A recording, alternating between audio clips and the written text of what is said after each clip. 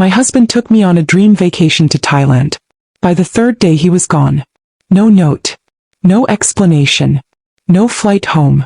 When I finally made it back, I found out he'd already divorced me and emptied our entire life behind my back. But what he didn't know, I was about to fight like hell and take back everything he stole. Before I begin my story, let me know in the comments where you are listening from and what time it is.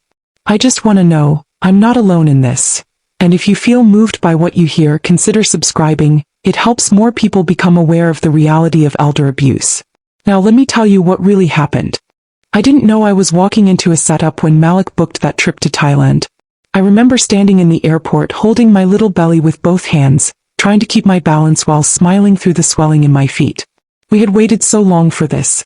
7 years of trying. 4 miscarriages. 2 rounds of IVF.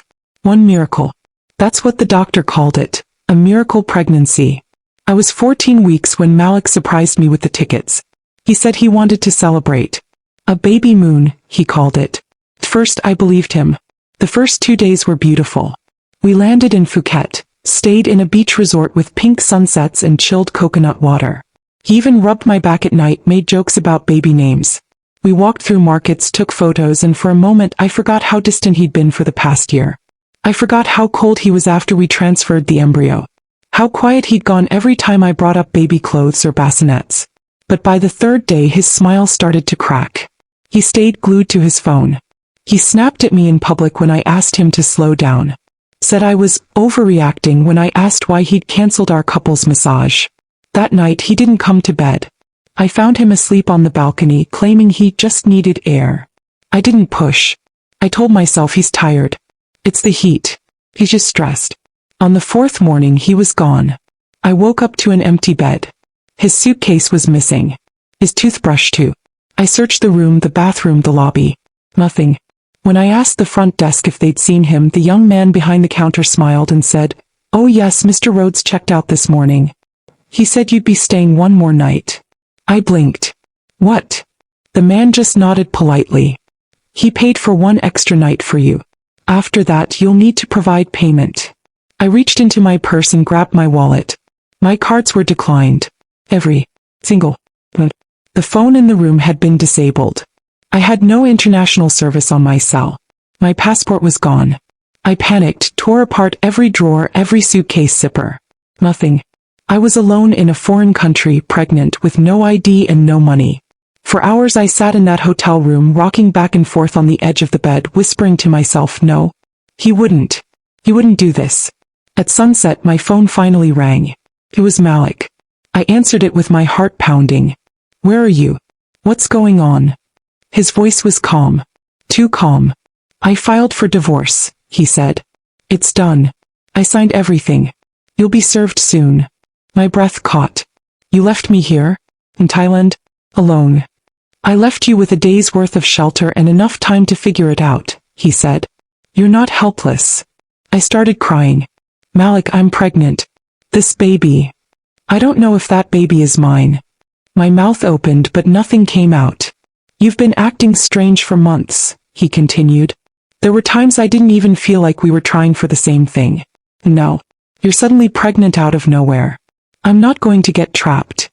"You wanted this," I whispered. "We tried. You know we did. I'm not discussing this any further. Handle your own return. Goodbye, Denika." He hung up. I sat there for I don't know how long. The room faded around me. All I could feel was my heart pounding and the steady throb of fear rising behind my eyes. I didn't even realize I was saying his name out loud until the hotel maid knocked and asked if I needed help. That night I ate dry crackers from the minibar and cried into a hotel towel. The next morning I walked to the US Embassy. It was a long walk in the heat. My ankles swelled. I had no hat, no umbrella, just a paper bag of documents and receipts clutched to my chest. I told the guard at the gate what happened, and after several hours of waiting, a kind woman named Michelle sat me down in a private room and helped me file for an emergency passport. I told her I had no access to money. She helped me call my mother. When Loretta picked up I couldn't speak. I just sobbed. She didn't ask a single question. She didn't scold. She just said, "I'll send the money. Come home." Took 4 more days. 4 days of waiting, eating dried fruit and crackers, sitting in an embassy lounge full of strangers. 4 days of wondering how I had gotten here. 4 days of rubbing my stomach and whispering, "I'm sorry, baby. I'm so sorry." When I finally stepped off the plane in Atlanta, I felt like I was walking through a dream. I wore the same shirt I had worn when I left. My suitcase was half empty. My face was puffy. My fingers were too swollen from my wedding ring, not that I still wanted to wear it. A cab took me to our home. Except it wasn't mine anymore. The locks had been changed. The mailbox had Malik's name only. I rang the bell. A woman answered. A leasing agent. She told me the house had been sold the previous week. When I said my name, she looked me up and down with pity and said, "Oh, you must be her." I turned around and walked away. I didn't call Malik again. I called my mama. She picked up on the first ring. "Come home," she said. Yow. I took the next train to her place. Rode it for hours, head down, arms wrapped around my belly. I didn't cry. I didn't scream. I just sat in silence, trying to remember how to breathe. When I walked up the driveway to Loretta's house, she opened the door before I knocked. She didn't say anything. She just wrapped her arms around me and said, "You're home." And I finally let myself collapse. I barely remembered the train ride to my mother's house. Just the sound of the wheels underneath me and the way my hands kept drifting to my stomach, like I had to keep reminding myself he was still there. My baby. The only thing that felt real anymore. Mama opened the door before I even knocked. She just pulled me in like she'd been waiting at the window for hours. I didn't speak. I couldn't. She didn't ask questions. She helped me out of my shoes and walked me straight to the couch. That night, I slept curled up like a child under one of her old quilts, the kind with the patches from my high school shirts and church dresses. I hadn't slept in a real bed since Thailand. And even then, that last night in the hotel didn't count. You can't sleep with fear pressed into your chest like a brick. The next morning, she set down a bowl of grits, scrambled eggs, and sweet tea like nothing had happened. I took one bite and burst into tears. "I got you," she whispered. "You hear me? I got you." It wasn't until later that day I told her everything. She sat at the kitchen table with her arms crossed, her expression hardening with every word. When I told her Malik filed for divorce in Thailand, she slammed her hand down. "And he didn't serve you anything? No lawyer? No documents?" I shook my head. "And he left you out there pregnant with no ID, no money? Took your passport?" I nodded. "Then we're fighting," she said. "You're not going to roll over for this man. I don't care what country he did it in." Mama didn't waste time. She called her friend Beverly, who worked with a legal clinic downtown. Beverly referred us to someone named Alicia Bishop. Said she was tough, quiet, and didn't lose. Especially not when it came to men like Malik. The next morning, I sat in Alicia's office, still swollen from the flight, wearing one of Mama's old cardigans over my maternity top. She looked me in the eye and said, "Tell me everything. From the start. Don't leave anything out." So I did. Every detail. From the moment he booked the trip to the phone call in the hotel. The frozen accounts. The sold house. The fact that he posted online suggesting the baby wasn't his. And the worst part, how he used a power of attorney document I signed during IVF to gain control of our finances. When I finished, she didn't say anything at first. Just sat there flipping through her notes. Then she said, "He filed overseas without serving you. That's going to be our leverage. U.S. courts don't recognize foreign divorces that don't meet due process." He tried to game the system. She flipped open her laptop and began typing fast. "We're going to challenge the jurisdiction. We're going to contest every financial move he made under false pretenses. And we're going to file here in Georgia, under your right to fair marital dissolution." I blinked. "You can really undo all this?" She looked up. "It'll take time. And it won't be easy. But yes. If he didn't serve you properly and used legal documents in bad faith, we can dismantle what he built. It starts now." Mama sat beside me holding my hand. "But how did he get away with this so fast?" I asked. Alicia leaned back in her chair. "You said he had power of attorney from a few months ago, during your embryo transfer?" "Yes. It was just in case something happened. He told me I needed to sign it so he could make medical decisions if I was sedated or if anything went wrong. That's a common tactic," she said. "Especially among financially savvy abusers. He used your trust and your medical vulnerability to set the stage. That signature let him access bank accounts, sell assets, even move funds into accounts you didn't know about. I felt sick to my stomach. I should have read it more carefully, I whispered. No, she said. He should have respected you more. Alicia gave me a folder of forms and told me to bring every document I had. Ultrasound reports, old bank statements, house deeds, anything with a signature. Mama and I stayed up half the night digging through boxes she'd saved from when we moved the year before. I found an old envelope that had both our names on it from the mortgage. Proof that I was part of it once. The next week, Alicia filed a petition to contest the validity of the Thai divorce and to begin domestic proceedings in Georgia. Malik's lawyer tried to delay, claimed he had no obligation to respond. But Alicia got a court order to freeze what remained of our joint assets. He couldn't touch another cent until the judge reviewed our case. Then came the letter. Malik, through his lawyer, sent a formal response. It was full of legal language, but the bottom line was this. He denied the child was his, said I was unstable, and accused me of trying to trap him with an unplanned pregnancy. I stared at those words, printed in black ink. After all those years, the needles, the appointments, the miscarriages, the prayers. After everything we did to have this child, he dared to act like I got pregnant out of nowhere, like I was some stranger off the street. I folded the letter in half and slid it back into the envelope. Mama took it and tossed it in the fireplace. You let Alicia handle him, she said. You just focus on staying strong for that baby. I nodded. But something in me had changed. I wasn't just surviving now. I was preparing for war. I used to think the worst thing Malik ever did to me was leave me in Thailand. I was wrong. The worst thing he did was come from my name, my reputation, like it was trash he could sweep out the door with his lies. It started small. A mutual friend from our church texted me asking if everything was okay. I hadn't told many people what happened, mostly because I was still trying to piece it all together myself. But the message felt strange, vague, hesitant. Then another text came. This time from my old coworker Vanessa. Hey girl. Saw something weird on Facebook. Not sure if it's true. Just checking in. I clicked the link. Malik had posted a smiling selfie from some rooftop bar, glass in hand, with a caption that made my stomach drop. Some people will do anything for attention, even fake a pregnancy. Glad I got out before it was too late. Hashtag peace, hashtag self-care, hashtag dodge dablet. I stared at it, barely breathing. My hand went to my belly where Jason was starting to flutter more each day. Like he could feel my heart breaking again. The comments were worse. She was always a little off. Didn't they do IVF? Maybe it's not even his. He's glowing. Divorce looks good on him. I don't know how long I sat there reading comment after comment, screenshotting them with shaking hands. I couldn't stop. It was like watching a fire spread across a house you used to live in. And every room it touched had pictures of you inside, burning. That night I couldn't eat. I couldn't sleep. Mama sat across from me at the table with her arms folded. You know what this is, she said. He's trying to get ahead of the truth. Trying to poison the water before you get a chance to speak. I wiped my face. It's working. People believe him. Then we show them receipts. The next morning we brought everything to Alicia.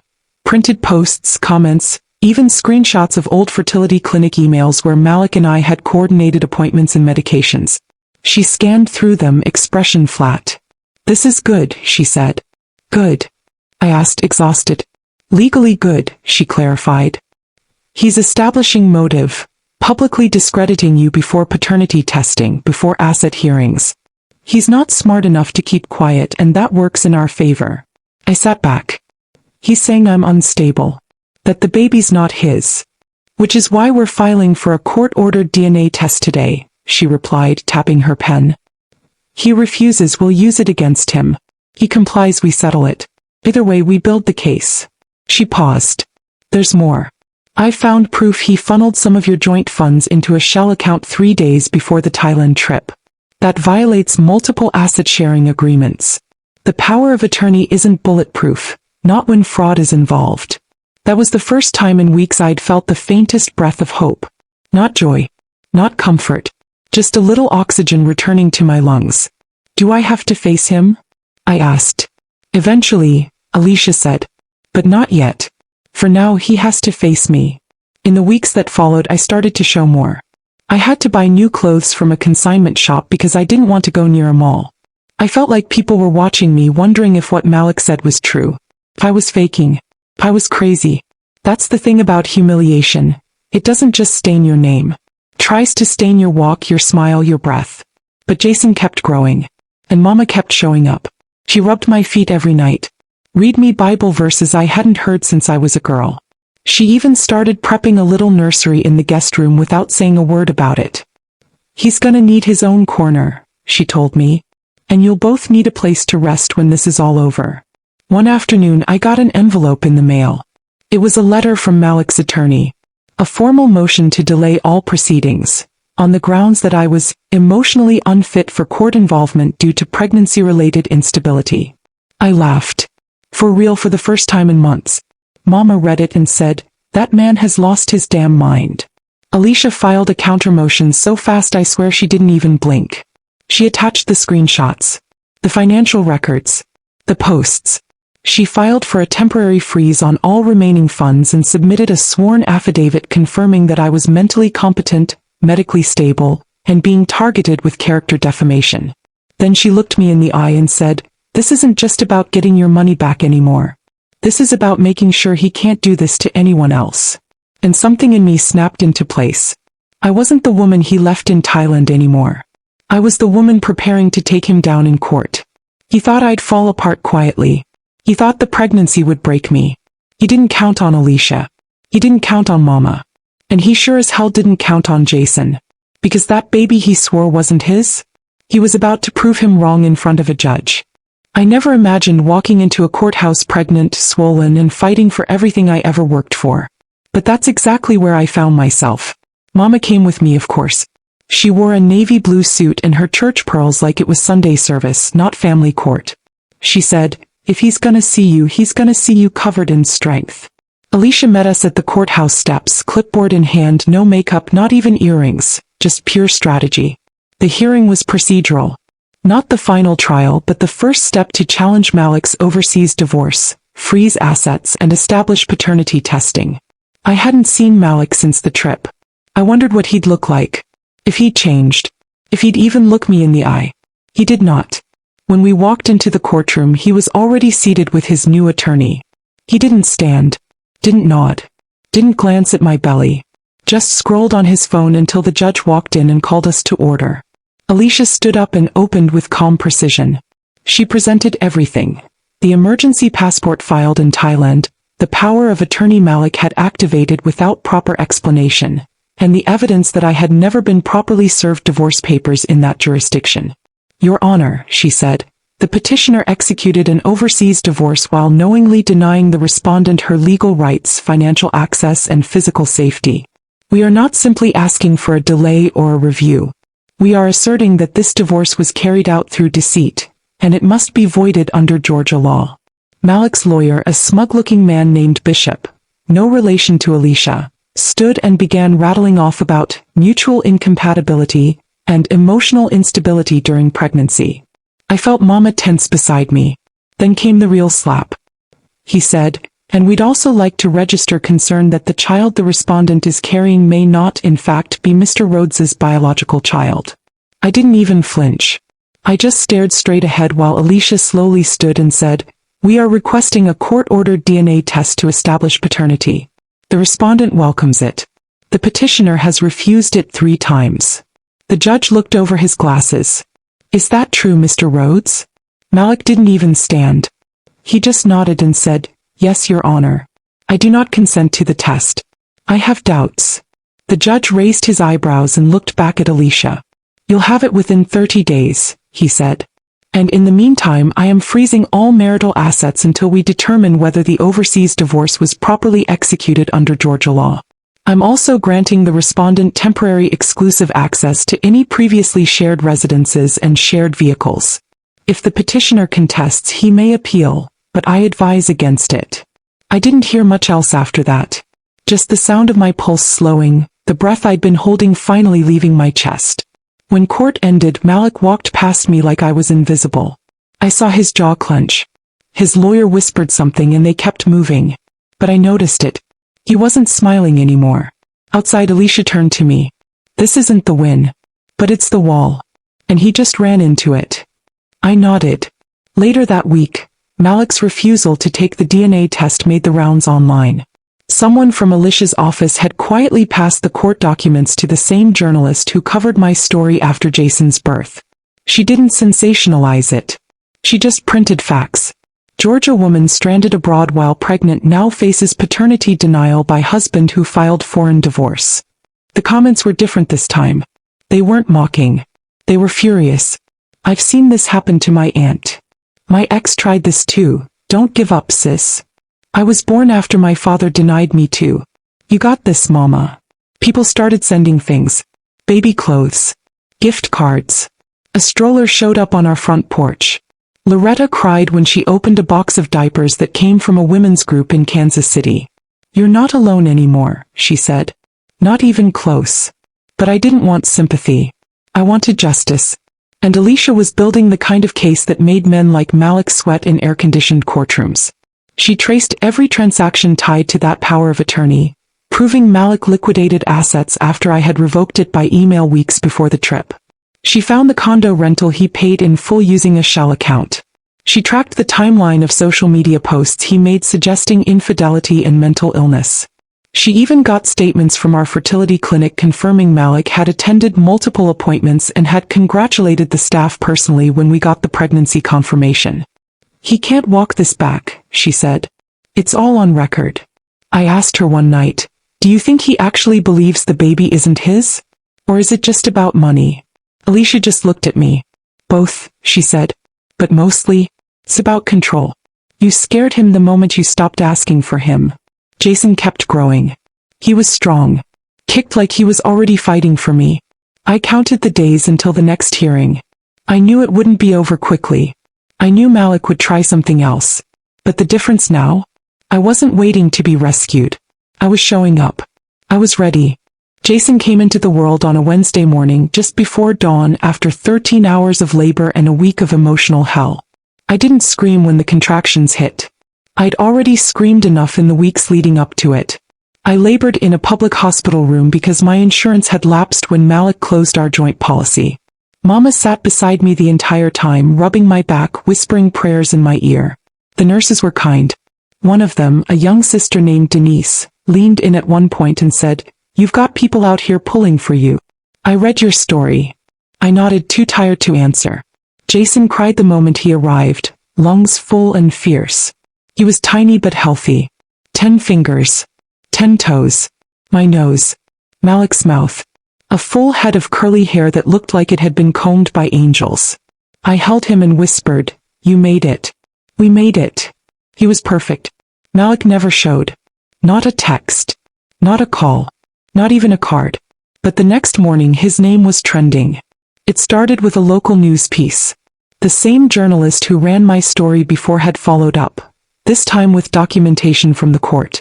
Headline: Atlanta man denies paternity, refuses DNA test after abandoning pregnant wife overseas. They didn't include my name, just Denika R., to protect my privacy. But it was enough. The article included screenshots of Malik's posts, his attorney's motion to delay proceedings on grounds of emotional instability, and a note that his former employer had cut ties quietly, due to conduct unbecoming. The comments exploded. You abandon a pregnant woman in another country and still have the nerve to question the child? He's disgusting. File criminal charges. This is why power of attorney needs better regulation. This is abuse. I didn't smile. I didn't gloat. But I did feel something stir in my chest. Not relief. Not victory. Just acknowledgement. Someone finally said out loud that what happened to me was wrong. Mama brought Jason home in her arms while I hobbled behind her. I was healing slower than I expected. My body was tired. But my mind was sharp now. I had clarity like I'd never had before. The first night back, I sat in my old bedroom rocking Jason while Mama folded clothes beside us. He gripped my pinky with his whole hand. I never want him to feel like he was unwanted, I whispered. He won't, Mama said. You broke your back to bring him here. Don't you ever forget that. I had barely slept when Alicia called the next morning. The DNA results came in, she said. I held my breath. It's a 99.9999% match. He's Malik's son. I didn't cry. I just said, thank you. Denika, it gets better, she said gently. I promise you it gets better. Alicia moved fast. She filed the results with the court, along with the documentation showing Malik's repeated refusals to comply. That alone was enough for the judge to fast-track our case. What had started as a long-shot legal uphill battle was now gaining speed. We didn't just have facts. We had public momentum. More journalists picked up the story.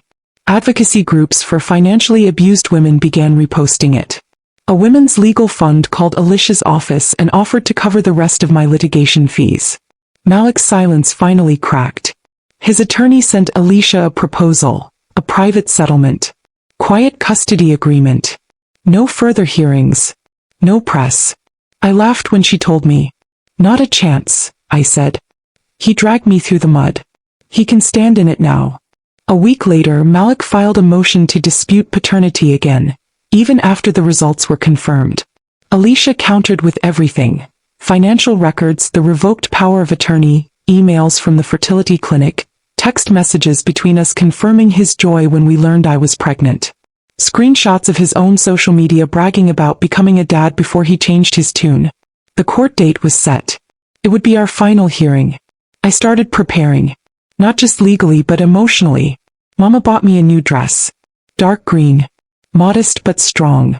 She pressed it herself and said, "This is your armor." Jason was too young to come, so he stayed with one of Mama's old teacher friends. But I carried a picture of him in my purse, tucked right next to the DNA report and my own hospital discharge papers. That morning, I looked in the mirror and barely recognized the woman staring back at me. I wasn't scared. I wasn't broken. I wasn't begging anymore. The woman in the mirror had been humiliated, discarded, erased, but she came back. Stronger. Smarter. And with a child in her arms who would never question if he was wanted. He would never wonder if his mother had fought for him. As I had. Every step. And now it was Malik's turn to answer for all of it. The courtroom smelled like paper and stale coffee. People think justice is loud, slammed gavels, yelling attorneys, but really it's quiet. It's slow. You wait in chairs that creak when you shift your weight. You look at the back of the head of the man who ruined your life and try not to stare too long. Malik sat 3 rows ahead of me next to his attorney. He wore a dark gray suit like he was attending a job interview, not a reckoning. He didn't turn around once. Not even when Mama squeezed my shoulder and whispered, "You ready, baby?" I nodded. My hands were cold but steady. Alicia sat on my right, flipping through her binder like this was just another Tuesday. The judge came in. We all stood. Then it began. Alicia went first. Her voice was calm but unshakable. She spoke for over an hour, laying out the entire sequence of events. The manipulated power of attorney Malik convinced me to sign during my IVF cycle. The overseas divorce he filed without proper service. The immediate liquidation of our shared assets while I was still stranded in Thailand. The public defamation. The paternity denial. The repeated refusals to take the DNA test. And then the proof he tried to ignore once the results came in. She handed over documents. Dates, bank transfers, screenshots, voicemail transcripts, clinic confirmations and court-mandated test results. Then came the photos. Alicia placed a small framed image on the judge's bench. It was Jason. Not for sympathy. For truth. This child, she said, was conceived during a planned fertility procedure. This child, now legally confirmed to be the biological son of Mr. Rhodes, was denied, discarded, and weaponized in a fraud-laced scheme to financially and emotionally destabilize the mother while she was pregnant, alone, and abroad. The courtroom was silent. Malik's attorney stood to counter. He tried to make it about miscommunication. About irreconcilable differences. About emotional stressors during IVF that clouded everyone's judgment. He suggested Malik believed Denika had withheld important truths, and that he acted swiftly to protect himself. I nearly laughed out loud. Then they called Malik to speak. He stood, adjusted his jacket and walked to the front like he was at a press conference. He tried to soften his voice. Said he felt abandoned in the marriage. That I had become obsessive with motherhood, and pushed him out of decisions. That he panicked. That he didn't handle things well. He looked at the judge and said, I regret how things unfolded. But he never said I'm sorry. He never said I lied. And he never looked at me. When he sat down, the judge took off his glasses, looked directly at him and said, "Mr. Rhodes, what you did wasn't just cruel, it was calculated. You misused legal tools to isolate and impoverish your wife while she was carrying your child. You manipulated a power of attorney. You filed a divorce under false pretenses and made public accusations that were disproven. That's not just bad behavior. That's abuse of process." Then he turned to Alicia. "What's your recommendation, counselor?" Alicia stood. "We are asking for full dissolution of the foreign divorce, reinstatement and restoration of all marital assets under Georgia law, sole custody to the mother with no visitation unless approved by a separate family evaluation, and punitive damages for fraud, defamation and emotional distress." The judge nodded. He didn't deliberate. He ruled. Right then and there. "All requests granted," he said. Malik slumped in his chair. His attorney whispered something urgently, but the judge was already dismissing the court. I stood up slowly. Not out of shock, but because I wanted to remember every second of this. The sound of the ruling. The feeling in my spine. The strength in my knees. Mama clapped quietly. Alicia gave me a nod, the kind you give a woman who didn't just win, but earned it. I walked out of that courtroom with my name, my rights and my dignity restored. Malik stayed behind. We never spoke again. Back at Mama's house, I held Jason and rocked him while the late afternoon sun poured through the window. I told him what happened in a whisper. "I got it all back," I said. "For you." We moved out a few months later. I didn't go back to the old house. Too many ghosts. Instead, Alicia helped me recover enough assets to buy a small place just outside the city. 3 bedrooms. Big backyard. Plenty of light. Mama comes by every weekend. Jason is 6 months old now. He laughs when she sings and reaches for her when I'm cooking. People from my past still message me sometimes. Some to apologize. Some to say they had no idea. Some just to say they're watching me keep going and it gives them hope. I don't answer most of them. I don't need their validation anymore. I know who I am. I am Denika Rhodes. The woman he stranded. The woman he lied about. The woman he thought would break. But I didn't. He tried to take everything from me. So I took back everything he thought I'd buried. And I gave it to someone who will never take it for granted. My son. The day I brought Jason home, I stood in our new kitchen and said one thing out loud just to the quiet.